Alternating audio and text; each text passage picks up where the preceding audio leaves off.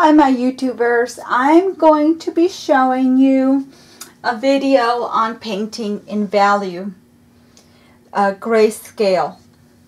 Some of you guys may be familiar with it. They sell this in your art store. I got this at Hobby Lobby, and it shows you the different values going from, let's take this off so you can see it. It goes from the lightest, which is white, to the darkest, which is black. So it has black as number 1, and it has white as number 10. And this is a value 5. And a lot of people, when they paint with their paints, they like to have something with a value 5.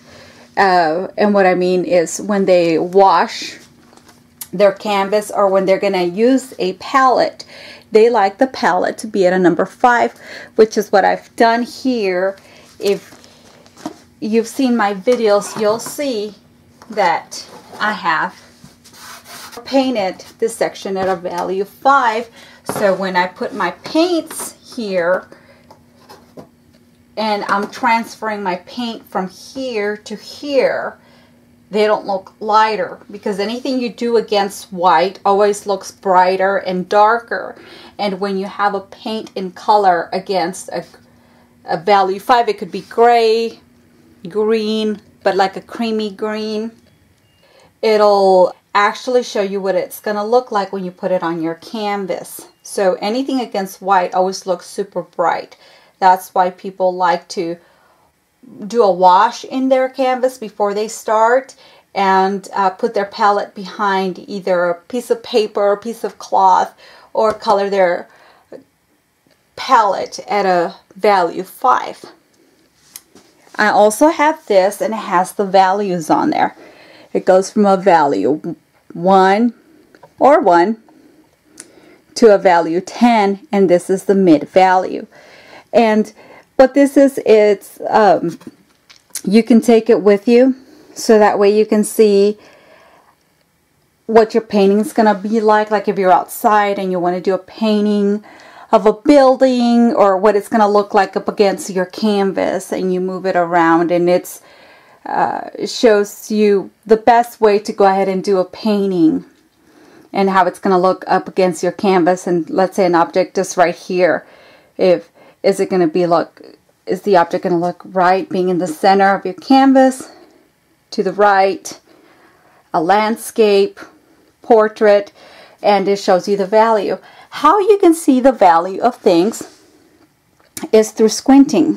When you squint, you wash away the color. The color is removed, and it shows you objects or whatever you're wanting to paint.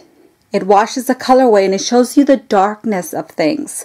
And it's important to get the darkness and the light when we're painting, because it gives it a realistic perspective. If you don't have your values right, something will be off with your painting. A lot of people, what they do is they turn their painting into black and white, and if it makes sense in a black and white painting, then you know you have your values right. And so in this tutorial, I'm going to show you how to paint her and how we've gone about painting her. The lighter you have a value, the farther away it seems, or it's also great to do lighting on there. The darker you have your value, the closer you're going to bring something. When we're painting, the darker you paint something, it's going to draw focus. But when it comes to painting, if you have a darker value, it recesses things, it pushes things back. But with my black and white painting, hopefully I'm not confusing you. So with the black and white painting that we're going to be doing, the lighter I do things, the farther away they do, because they're not so focused. And I'm also going to soften whatever I want far away. If you notice, when you look at things from from where you are, and if you're looking at something that's really far away, you can't see the sharp edges. You can't really see it. It's all kind of blurry. So that's how we're going to be using the value. And the darker things that I'm going to be showing you are going to be closer, and it's going to draw your attention to it. So let me go ahead and get the camera, and I'm going to show you what I mean. So we will be painting this, and what I like to do too when I'm painting is I like to do a color wash over it, or a glaze. It's called glazing, and we'll walk through all that. So if you can see, she's my main focus, and she's done in raw umber and white, and that's how I got the values for her.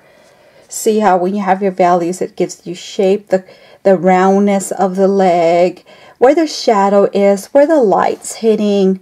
And we also went ahead and did her shawl. So I want her to be the focus, but I also, wanted her to look mystical, like if she's in a garden and she has all these beautiful flowers and butterflies around her. So as you can see, these butterflies, they seem closer than this butterfly that is lighter. Same thing with the vine that I did. The closer leaf and a farther leaf, because it's lighter and it's been softened. Same thing here.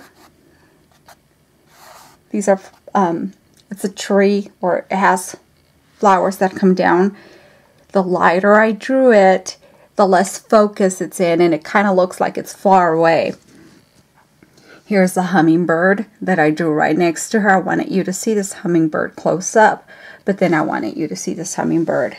It's a little bit farther. It's not that focused. Same thing with the butterfly bush. See, this one has, I went ahead and painted it, and it has crisper, it's more focused with the little flowers. And this one's back here, you can barely see them.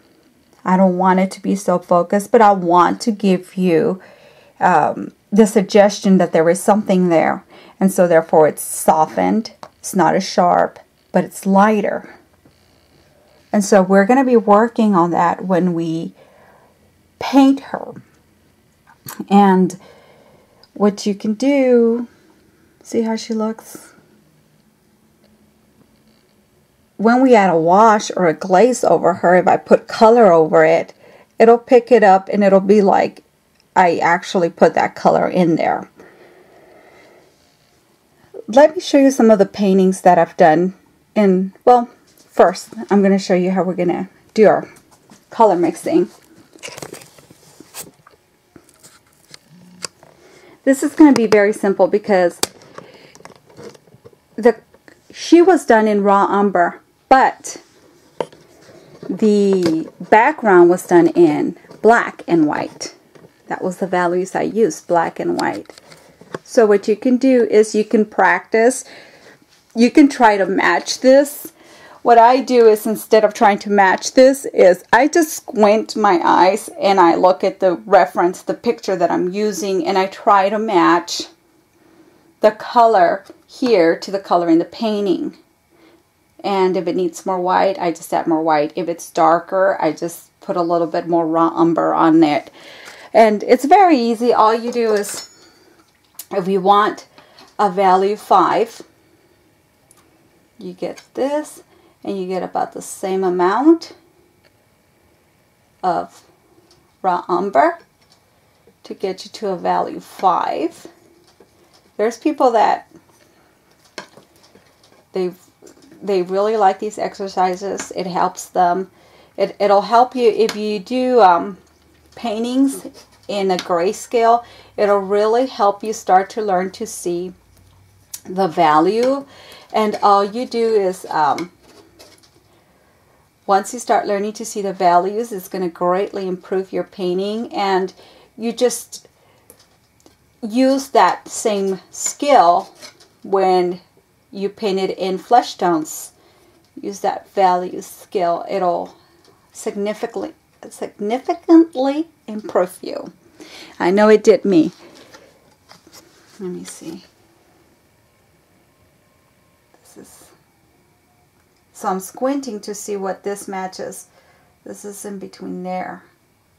Still a little too dark to be a 5. The squinting helps. You'll always hear painters say squint, squint, squint.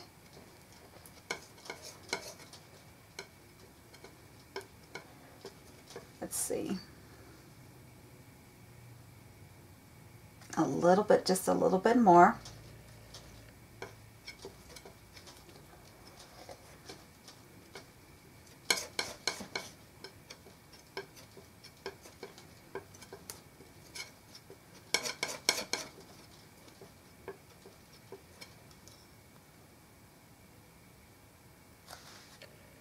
Now it's more like a 6.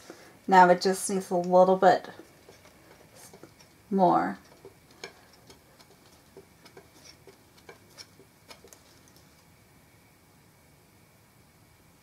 That's just about right. And so what you do is you have your value 10, your value 1, and your value 5. And let's say I want to do a value 4.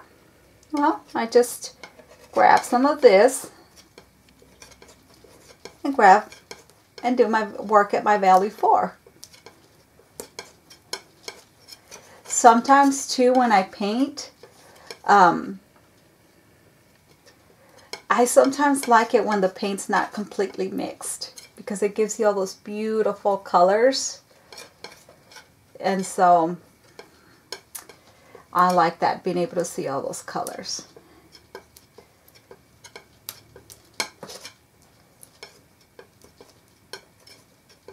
This is a little bit darker and there's a value 4. You want to do a value 3, you just continue adding more black or more raw umber, and you're working on your value scale right there. And you can have that paint pre-mixed if you want to, or you can do it as you're going along and you can compare it. I've seen some artists grab some on the paintbrush and compare it next to the picture and see if it matches. They squint their eye. If it matches, that's it. They go ahead and put it on their painting. And so I decided to do this exercise to show you guys, and hopefully you'll enjoy doing this exercise. Now, sometimes when I'm painting, I might forget to tell you guys everything that's going on in my mind. I'm constantly thinking, and when I'm painting the painting, I'm constantly asking myself, let's go to her. Let me see. Let's get a little bit closer. Let's say the legs. And I didn't blend it because I do like the way that looks. I didn't soften anything, but you're welcome to soften it with a very light brush. When it's still a little bit wet, you just very, very gently soften it. When I'm looking at the shapes, as far as the picture's concerned, I'm constantly looking at shapes. Always, always, always looking at shapes. When I see the shadow on the picture, I'm like, does the shadow look like a line? Is the shadow forming a square? And I try to duplicate that on here. The light's hitting, it's almost a triangle right here, if you can see. So always, always asking myself these questions. When you paint and you put a brush stroke, the way you do a brush stroke, like if I was to do the brush stroke up, the light will hit it different than if I was to paint it sideways. And so sometimes you might want to change your brush stroke. If it's up, it doesn't look like it's catching that light, but if you do it sideways, it looks like it does catch that light better. And so always consider that when you're painting. Like right here, if I was to do the thigh or the buttocks area, the hamstring, if I was to do the brush stroke, yeah, I can do the brush stroke going this way, but if I blend it a little bit and I go up and down, I'm giving it that form that it's creating, the cylinder form, if I go up and down, as to if I was to go sideways. So sometimes, yes, you'll see me do it sideways, but I always come back and and go up and down depending on the form. And it's okay if you let some of this come through your painting. That's why you do your background, so that way it does come through. So I just want to let you know that when I am painting, I'm constantly asking myself what shape this is. This is a triangle, and I do a triangle. And then I'm always asking myself, how dark is this triangle compared to this? And sometimes when you put a dark triangle here, it changes this. And so sometimes I could have worked on this and thought, oh, it looks great. And then once I do a dark triangle here and I touch it here, it'll let you know this needs to be changed a little bit. It needs to be a little bit darker or a little bit lighter. So you're always going back and forth when you are painting. And it's the same thing when you do paint with color. You're, okay, how dark is it? Is it warm? Do I need to add this light? If I was to be outside, the light would be coming through would be warm because of the sun. And so, you know, I'm like, do I need to add a little bit more yellow to her, or does that light seem like it needs a little bit of blue? You're always asking these questions when you're painting. I might not always emphasize that as I'm going through the painting with you guys, but I just want you to know that those are the thoughts that are constantly going in my mind. Is this dark enough? Do I need to lighten it a little bit? How is this in relation to this? Now that I did this color, that this color is a little bit too bright, and this is more of a reflective light, so I need to go back and put a little bit of more raw umber on there to warm it up, to make sure it looks like it's glowing or it's giving me that reflective light. So these are questions that you're always asking yourself constantly. How is this in relation to that? So I just wanted to let you know that that's what goes through my mind when I'm painting. And I might not always emphasize that, but I'm constantly thinking that shapes, lightness, and the temperature. Is it warm? Warm meaning sun, any colors that gear towards the sun, or cool, any colors that gear towards the water. You can have a cool with a little bit of warmth in there by putting a little bit of yellow on there. And so now that she's done, and I do have everything, you guys are welcome to see the whole process or do the speed paint. But now that she's done, what I am going to do is I'm going to glaze. We're going to have some some linseed oil. And what I will do with that linseed oil, I would put it on here. I'm going to walk you through it. So we'll do a little like wash where I put the linseed oil, a little bit of color, and it gives me like a watercolor effect, and just put the wash over her. And because we have our values correctly, it'll seem as though I included those colors as we were painting. So I'm going to show you some of the paintings that I've done. I really love painting this way. It's one of my favorite ways that I've started to paint. So I'm going to show you some of the paintings that I've done. Now, in the video that I did do of her, this was actually the video that I was supposed to show you, but I lost some files. So let's go back. Okay, this is the video I was supposed to show you. And what ended up happening is I lost the files. So, but I first did her in the gray value. And if you can see, hopefully you're able to pick up right on her, that blanket or whatever she's got around her. I did a very, very light wash of blue and yellow. See if you can see that. We have to make sure that it's completely dry. Give it about 2 to 4 weeks because you don't want to lift the paint with the linseed. It will. So you can see a little bit of blue. You can see some warm. And I do have an exercise on how you guys can learn to start to see color. The more you do it, the more you paint, the more you'll start to see color. I also did a wash of purple. You can see it through very lightly. I did a wash after I did the butterflies. I did a wash of purple right here, blue and purple. I did one of blue and purple there again in yellow. There's the yellow.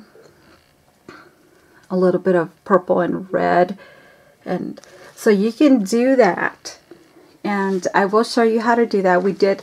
I showed you how to do the butterflies with her, but we're also going to do it with the other painting.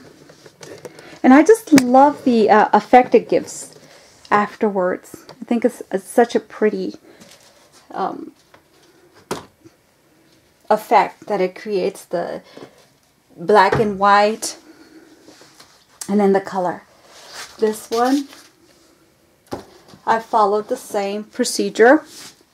Let's see. I'm going to back off a little bit. Same procedure. And as I was doing with the values, I added a little bit of pink on there. This one, I didn't do it to where I did the wash afterwards. No, this one, I just added a little bit of pink on there. And that's how she came out. They're different sizes, so I'm constantly having to adjust this. But can you see how pretty they look when you add those values against the grays or the black and white? Here we go. I just really like that. Let's see, let's come this way. This is what I've been doing this whole time. And it takes about 20 hours. I have 20 hours I'm going to be showing you guys. And so hopefully you guys can stand 20 hours if you want to listen to some music while I walk you through the steps. Or see the speed paint. See this one? I did her wings with a palette knife. You can see the thickness of the wing. That was done with a palette knife. She was the first one I did in black and white. And this one has no color added to her. It's just raw umber. Well, I'm lying. I added a little bit of cadmium yellow right there to the mixture. So what I did is, with this mixture, I just put a tiny bit of cadmium yellow in there. Let's see. And the back was just a wash. Like, just a wash. Same thing with this one. This one I did add some color in the background. You see the clouds. How it's got some yellow and blue and green. And the same thing here. Once I did my turpentine, I just put turpentine and some black and raw umber. And then I went over and I just took the paint off with the, what is it? Turpentine. Yeah. Took it off to give me that illusion. And she's got grapes. I also put some burgundy on there, a wash of burgundy.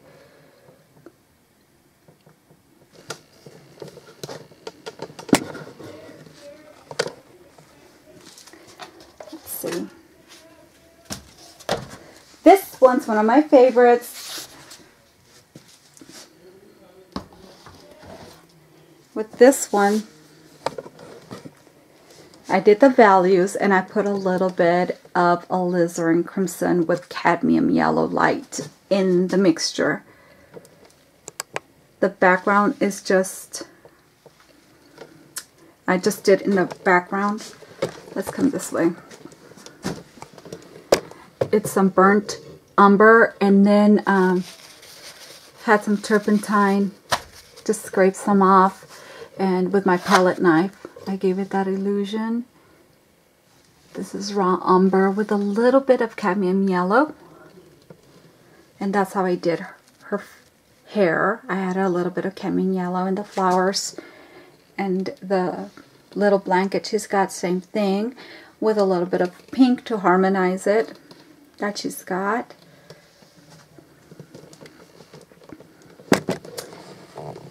Yeah, it's in my bedroom.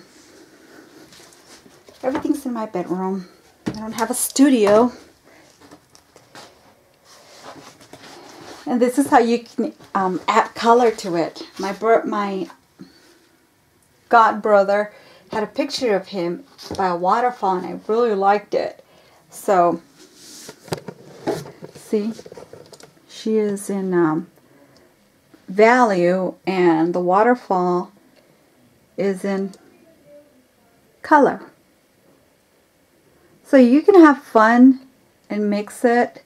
I wanted to show rainbow. So I really like that too.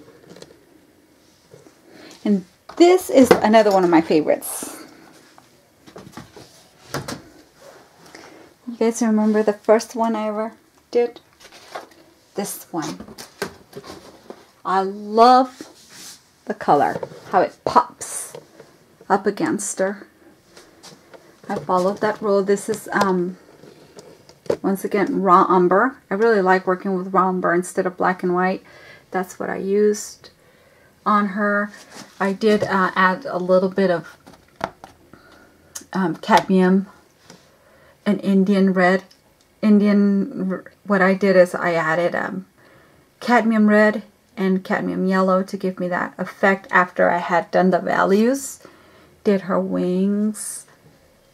She was the first one I painted, and I wanted to show that beautiful energy. See how the value, the darkness makes it seem like her legs push back and this is coming this way.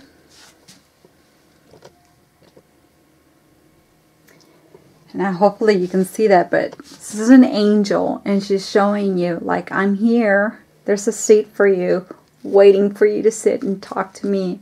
I'm always here by you, waiting. So, the one we're going to work on is not going to be as bright with those colors. It's going to be soft. And so, the other, I forgot to tell you guys. I got it out and I said, I'm going to let them know about this. But here we go. How I make my linseed oil. So I bought this big one for like, I don't know, $15 to $20 at, so you can see it. Cheap Joe's. It was on sale. So I bought it. And what I do is, I do like 1 and 1. 1 part of linseed oil. If you just want to use linseed oil, go ahead, just use it. But I do 1 part linseed oil and 1 part turpentine. So what I do is, say, my linseed oil is in this little container right here. I have to make sure that you guys can see me. Yeah. Okay.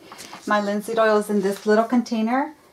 I have an old coffee cup, and I block the sun by putting tape over it. Pour it in here.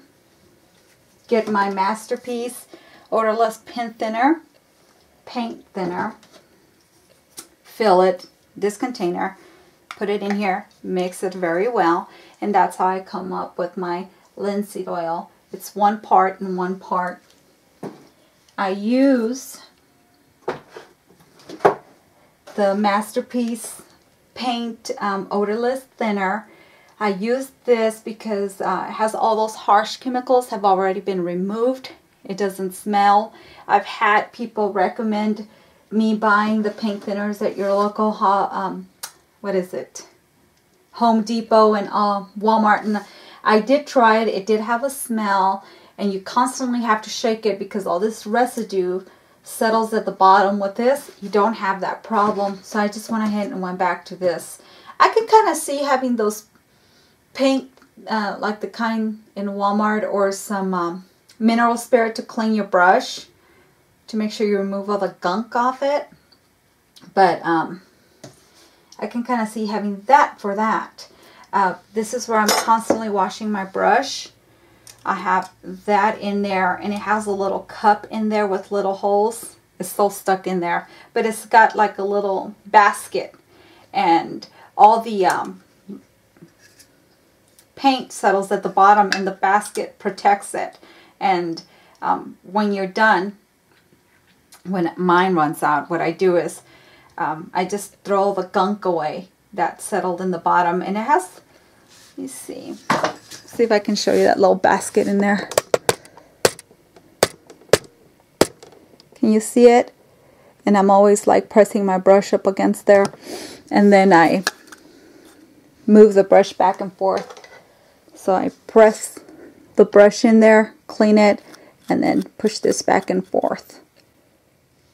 When you are done, make sure you always cover your container, because it will evaporate, and I would hate for you to spend all that money on your artist paint thinner and it evaporated. Now what I also do, because I keep my linseed oil in here, and whenever I need to paint, I just pour a little bit in here and cover it. Cover it too, because what will happen is if you don't cover your linseed oil, they sell these and they clip to your palette. Anyway, if you don't cover your linseed oil, see I have linseed oil on this side. The reason I don't, and then some people put turpentine on this side. The reason I don't cover one, because it lets me know like, okay, there's nothing in here. That way I'm not constantly trying to figure out where I have the linseed oil.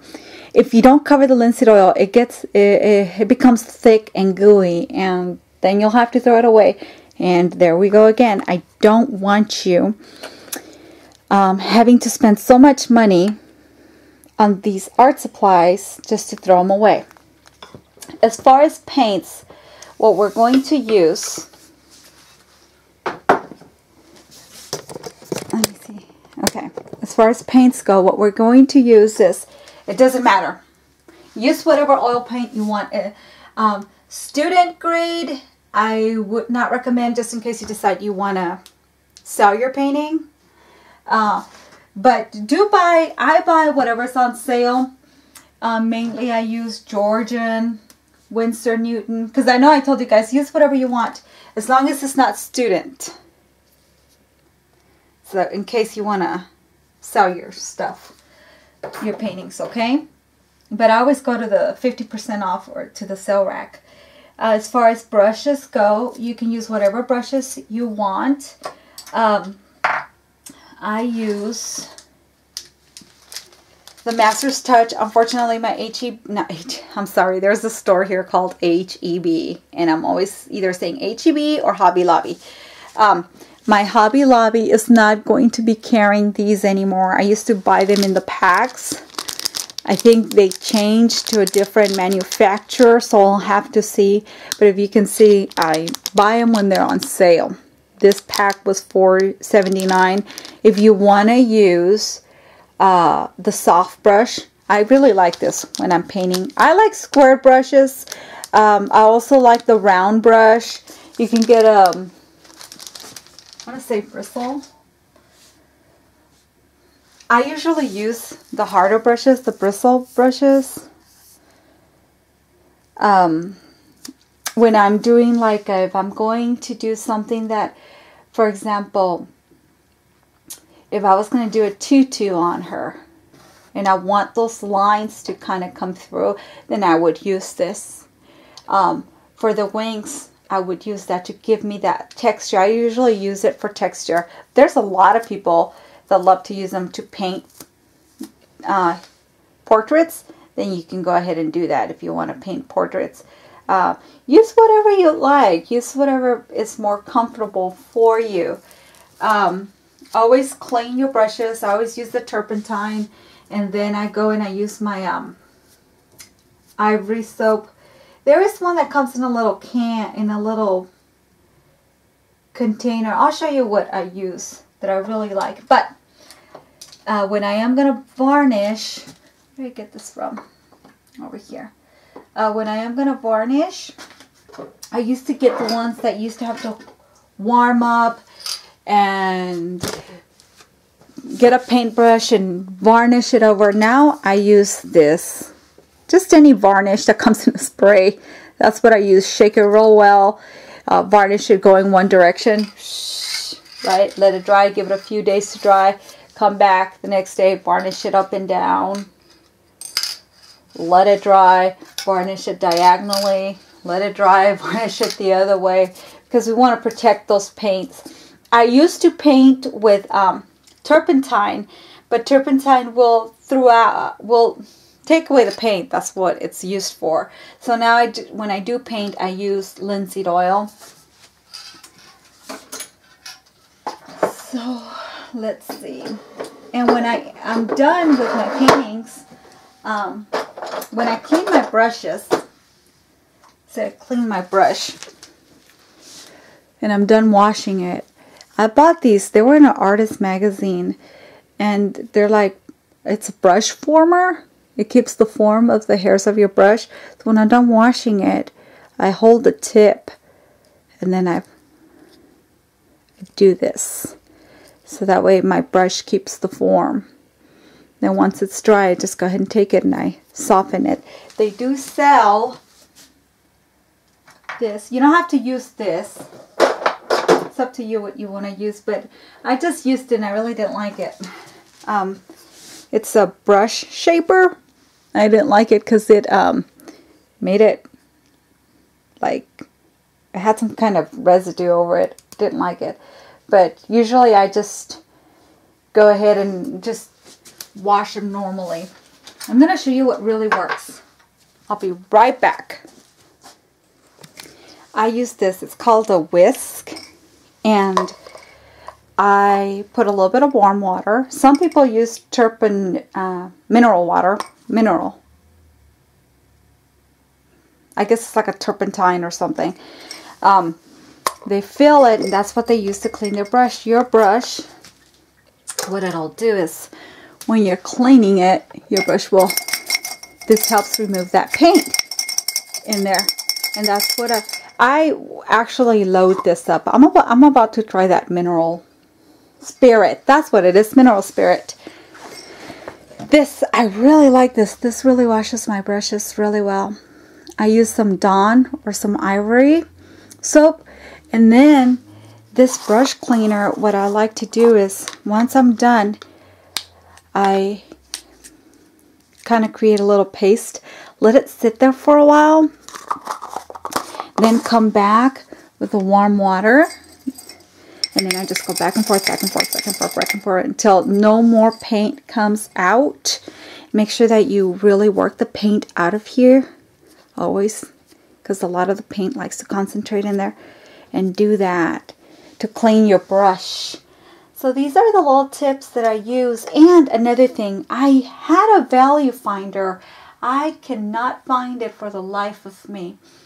It's a see-through red piece of plastic. See-through and red. Almost like a pixie glass. And that takes away the value. I'm going to show you with, I have some wine. I'll show you with wine. This is a little wine that I use to make a guardian angel essence. I like angels. So anyway, red will take away the color. Jeez, you really can't see it. Hopefully you can see how it's taken the yellow off and the blue. But red, if you have something that's red, it will remove the color from things. I was searching and searching, and I don't know what happened to it. I hope I didn't throw it away accidentally. But they're called value finders, and it's red, and it's see-through, and that really just removes the paint, the color of anything. If you'd like to purchase one, they're not that expensive. So I want to thank you guys for joining me. I hope you were able to learn something, and we are going to paint her. Be advised, the tutorial is like 20 hours or 20 videos. I'm still working on it. Right now I'm editing, but there will be the speed paint if you're welcome to see you're welcome to see either or, and include your own music on there. I used to put music, but you know, not everybody has the same taste of music. So you're welcome to open another tab, or you're welcome to open your music player and listen to your music while you watch the tutorial.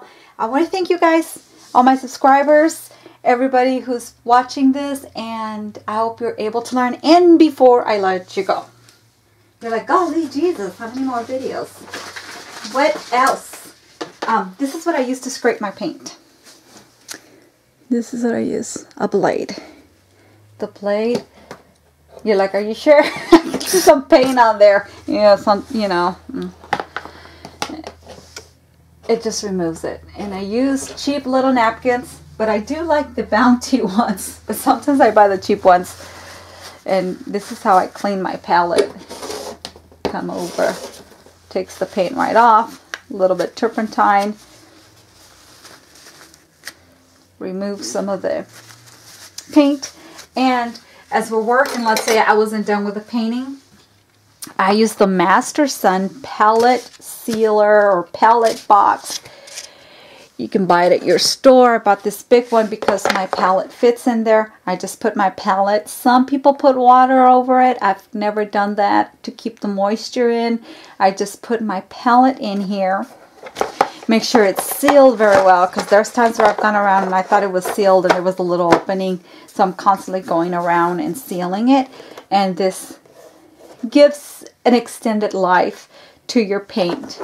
Gives you 1 or 2 days extra. So remember, opaque, anything like whites and stuff.